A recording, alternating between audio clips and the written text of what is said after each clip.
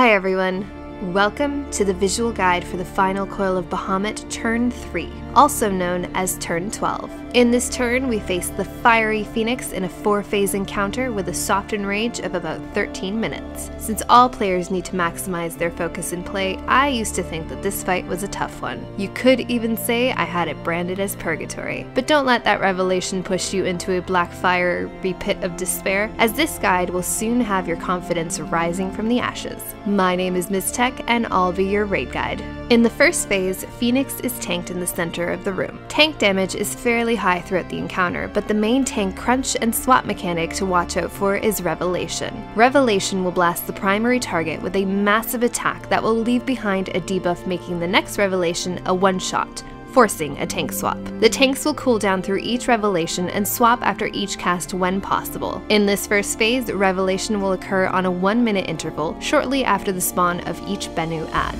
These ads must be dealt with for the first 3 phases of the fight. In the first and second phases, they must be positioned appropriately and destroyed as soon as possible. If they are alive too long, they will begin to buff Phoenix with a buff that will persist through phase 3, decreasing the amount of time you have to deal with ads in that phase. In the third phase, these ads will also respawn, buffing any of their friends around them. To completely avoid this, all Bennu ads must be killed at sufficient distances away from each other. There are many ways to do this, so choose what works best for your raid group and stick with it. Up next, we have the Black and White Fire combo. Blackfire is a tricky mechanic that requires a timing that is best learned through heavy practice. Moments after the cast goes off, 1 DPS, 1 healer, and the off tank will drop a Blackfire beneath them. These fires act as mines, and standing in them too long or stepping into them will cause an AoE explosion that places a vulnerability debuff on nearby players. If they are placed too closely to one another, they will link and trigger this explosion repeatedly. Obviously, this should be avoided. To handle this, we have the 3 waymarks set around the boss, one for each possible group that can drop a Blackfire: DPS, healers, and off tank. Players will wait for the cast and then move away from the waymark at the appropriate time to avoid triggering an explosion. After Blackfire, the same players that dropped a Blackfire will be afflicted with Whitefire, signified by this mark and AoE circle. Whitefire will do a fair amount of damage to the player and anyone caught in that AoE circle, so unaffected players need to stay away from the round indicators. The affected players need to position their circle over their Blackfire until they explode. Doing so will debuff each Blackfire, allowing them to be more quickly destroyed. Once the Black and White Fire combo ends, use AoEs or spread dots to passively destroy the Blackfires. If the Blackfires are not destroyed in time, they will explode, debuffing the raid. Here, the mechanics will rotate until 80%, so let's do a quick recap.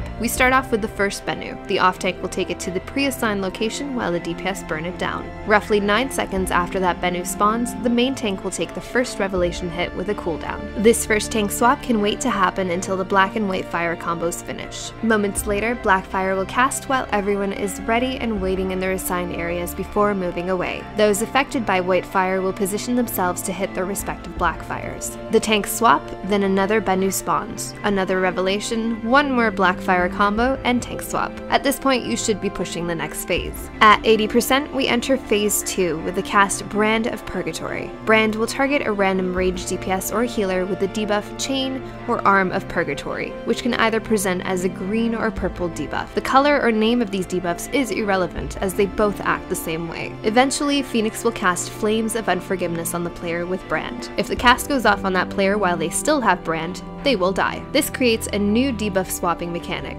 The hard part here lies in the damage caused by passing the Brand in the first place. Let's take a closer look. Passing Brand will do anywhere from 4 to 5k damage unmitigated. Flames will hit the original Brand target for about 3 to 4k damage. That means, after passing Brand, that player should be healed to above 4k to ensure that they'll survive the incoming Flames hit. The easiest way to handle this is to assign 2 people to bounce this debuff back and forth during each Flames. These 2 players will stick together and be ready to pass as soon as the cast begins. The faster you swap, the more time you have before the cast ends to prepare for the next hit of damage. The second new mechanic is the Blue Fire and Red Fire Wombo combo. A ranged DPS or healer will be marked by this blue symbol. After some time, they will drop a large grayish circle under them, at which point they will be able to move away from that area. This circle will quickly turn into a small blue fire patch, which will be used to negate the damage of red fire. If the player is still in the area when the blue fire patch drops, they will be debuffed with a heavy and a dot. If the blue is dropped too close to Phoenix, he will absorb it before it can be used to negate red fire. As such, this puddle should be dropped off at a sufficient distance. Phoenix will next cast red fire, spawning a ball of fire that tethers to a random player. This fireball will begin to move towards its target, and should it hit them or anyone on the way, it will explode in a massive AoE and debuff the raid with a spicy fire dot. Should this happen, you will wipe,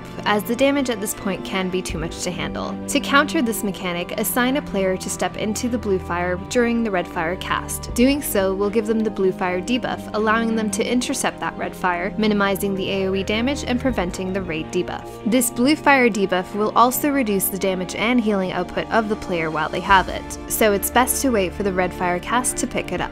During all of this, tanks are still handling Bennus and Revelations. The timing of each Bennu and Revelation is a little bit different here, but still easily predictable. This phase will continue until about 52%. Let's do another quick recap and look at the order of each ability. We begin the phase with Brand of Purgatory casting on a random player. The assigned player should move into position to be ready to pass the brand as soon as flames begin to cast. Next, the blue marker will go off on a random player and they will move into position to drop off the puddle. Phoenix will then cast Flames of Unforgiveness. Before the cast ends, the brand should be swapped to the appropriate player to avoid death. Shield and heal through the brand pass and the flame cast. Up next is the red fire cast. Here, the player assigned to intercept the fireball should pick up the blue fire buff and then run it into the ball. Rinse and repeat until phase 3. At 52%, we enter the add phase. Phoenix will become invulnerable and begin to repeatedly cast Flames of Rebirth, a slow cast room-wide AoE blast that stacks a damage increasing buff that will increase the damage of the next rebirth cast and revives any small Bennu adds. The area Phoenix is in is an instant death zone as well, so be sure to avoid this. Before we go into more detail, let's take a look at a few Bennu facts. In Life, Death, and then Life Again, Bennus will retain the same threat table. Anytime a Bennu revives, it will pulse out a large point-blank AoE that will buff the damage and health of any other Bennu inside that area at the time. As such, pre-positioning of the Bennus in phase 1 and 2 and proper movement of remaining adds in phase 3 to avoid this extra buff is essential. Anytime an original Bennu dies, he will revive with the next Flames of Rebirth into a Big Bennu. Once this Big Bennu is destroyed, he is dead for good. This means, depending on how many Bennus you spawn in phase 1 and 2, you have to kill each twice before the add phase is over. If 2 Big Bennus are tanked near each other, they will link and buff each other. Should you end up with 2 Big Bennus by accident, be sure to tank them away from each other. This add phase is very much about controlling when and where each Bennu dies. Let's go back to the phase start. All 4 or 5 original Bennus will revive here. The Bennus will retain their aggro table and fly towards the respective tanks. We choose one Bennu to burn down immediately, and with our timing, we usually kill the first Bennu in the middle of a rebirth cast, giving us enough time to get the other Bennus out of the way so that they don't get buffed by the incoming revived Big Bennu. There are many options for positioning and movement in this phase. We choose to move back and forth between 2 points because we're all fat and lazy, and for us, less movement usually means more DPS. Again, as long as you remember to never let a Bennu revive near any other living Bennu, you can move however you'd like.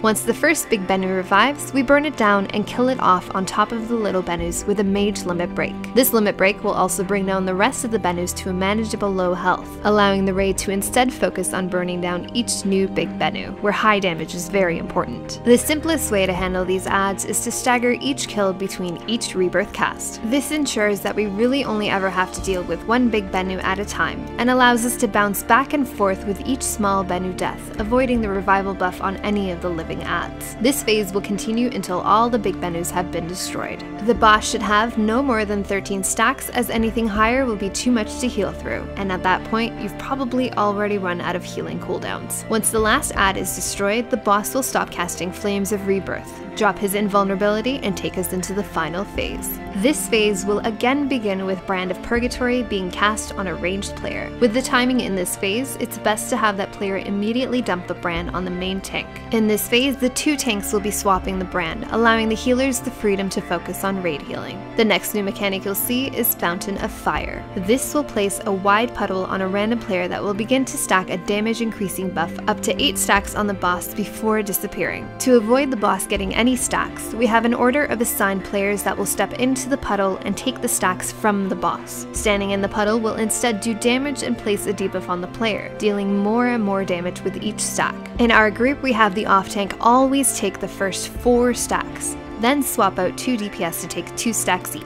To optimize overall raid damage, we have the main tank bring the boss over to the fountain so that any tanks or melee DPS in the fountain are not rendered useless. Throughout this phase, raiders will have to deal with 2 possible types of rampaging pinions. This super obvious one will telegraph a massive purple column AoE that can easily be avoided by anyone. These smaller pingwings will tether onto a player and after some time will rush them, damaging anything in their path. These can be avoided by everyone except the tethered target. A tip to help your raid group keep from cleaving each other is to either spread around the outer edge of the room, leaving the middle as the rush zone, or having everyone point their penguin to the outer area, away from others. Whatever way you do it, make sure you choose a specific strat and stick to it, so that everyone is on the same page and can trust that they won't be hit by any errant penglings. Tanks still have to deal with revelation and swapping brands in between the fountain spawns, so keep an eye out for that. We'll talk about the timing in more detail in just a minute. Lastly, after each fountain disappears, Phoenix will cast a Flames of Rebirth, blasting the raid with AoE damage and again gaining a stack that increases the damage of the next Rebirth cast. 2 fountains will go out before Phoenix disappears and some ever familiar plumes spawn randomly around the platform. Obviously, players should avoid standing in these. The raid is still dealing with the rushing penguins at this point, so take care not to excessively cleave anyone. This is an excellent time to regen some mana and refocus. Eventually, Phoenix will come back down and the phase will repeat until he is killed or you hit the enrage. Now we can look at the specific timings of each ability. We begin with Brand of Purgatory. Whoever gets this debuff will run and dump it on the main tank, taking care not to accidentally pass it to anyone else. Shortly after, the first fountain will spawn. The off tank will jump in and soak the first 4 stacks. I recommend using a cooldown for the 4th stack that will last long enough for the brand pass. While the off tank is eating stacks, about 10 seconds after the fountain spawns, the main tank has to cool down through revelation. Depending on how far away the fountain is, we have the tank move the boss within melee range of the fountain before or after revelation. With the mechanic timings, the off tank will receive their 4th stack a few seconds before Flames of Unforgiveness begins to cast. The 2 tanks will pass brand as the second tank provokes. Be sure to pop the necessary cooldowns here and give your healers a break. While the tanks are doing their thing, the other 2 assigned DPS are still soaking 2 stacks each from the fountain until it disappears. Flames of Rebirth will hit the raid and the next fountain will spawn. The new off tank will begin soaking, followed by the next 2 assigned DPS. The timing for revelation, brand, and the tank swap is identical to the first fountain set, so just rinse and repeat. After the second fountain disappears and the next Flames of Rebirth casts, Phoenix disappears, plumes come up for everyone to dodge, and players do their best to avoid the angry penglings. Once Phoenix comes back down, it is the exact same rotation of abilities as before, making this last phase an easy rinse and repeat until he's down. It is important to note that if a player dies during phase 3 or 4, Phoenix will gain an extra stack, further increasing the damage of the next Flames of Rebirth. The longer someone is dead, the more stacks Phoenix will gain. That said, players should be rezzed as soon as possible, or better yet, avoid death entirely. Deaths in these phases lead to a faster enrage, so maintaining focus is imperative all the way until the end.